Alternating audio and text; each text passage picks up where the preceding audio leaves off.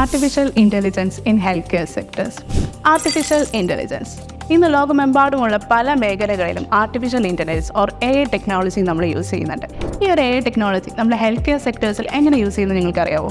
Robotic സർജറീസിനെ പറ്റി നിങ്ങൾ കേട്ടിട്ടുണ്ടാവും. കേരളത്തിൽ ആദ്യമായിട്ട് തന്നെ പ്രിസൈസ്ഡ് ആയിട്ടുള്ള ഒരു റോബോട്ടിക് സർജറി നടത്തുന്നത് ആസ്ട്രോ മെഡിസിറ്റിയാണ്.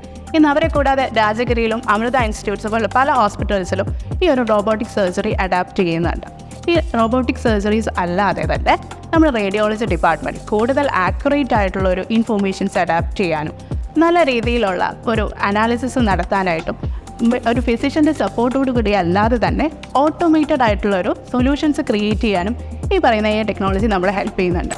അതല്ലാതെ തന്നെ നമ്മൾ പുതിയതായിട്ടുള്ള ഡ്രഗ് അനലൈസ് ചെയ്യാനും റിവൈസ് ചെയ്യാനും പുതിയതായിട്ടുള്ള ഡ്രഗ് ഇന്നോവേറ്റ് ചെയ്യാനും AI ടെക്നോളജി യൂസ് ചെയ്തു. അതുപോലെ ഒരു പേഷ്യൻറ്റിന് വരാൻ ചാൻസസ് ഉള്ള റിസ്ക് അഡാപ്റ്റ് ചെയ്യാനും നേരത്തെ മുൻകൂട്ടി അത് പ്രീ ഡിറ്റർമിൻ ചെയ്യാനും അതിനനുസരിച്ചുള്ള ഒരു സൊല്യൂഷൻ കണ്ടുപിടിക്കാനും AI ടെക്നോളജി യൂസ് ചെയ്യുന്നുണ്ട്. ഇതുപോലുള്ള ഒരുപാട് ഇന്നോവേറ്റീവ് ആയിട്ടുള്ള ഡിസ്കവറീസ് നമ്മുടെ AI ടെക്നോളജി കാരണം ഹോസ്പിറ്റൽ ഫീൽഡ്സിൽ വന്നിട്ടുണ്ട്. ഈ AI ടെക്നോളജിയുടെ യൂസസ് ഇനിയും ഒരുപാട് കൂടാനാണ് സാധ്യത, പ്രത്യേകിച്ച് നമ്മുടെ ഹെൽത്ത് കെയർ സെക്ടേഴ്സ്. ഇനിയും ഒരുപാട് അപ്ഡേറ്റ്സുമായിട്ട് നമുക്ക് അടുത്ത വീഡിയോസിൽ കാണാം.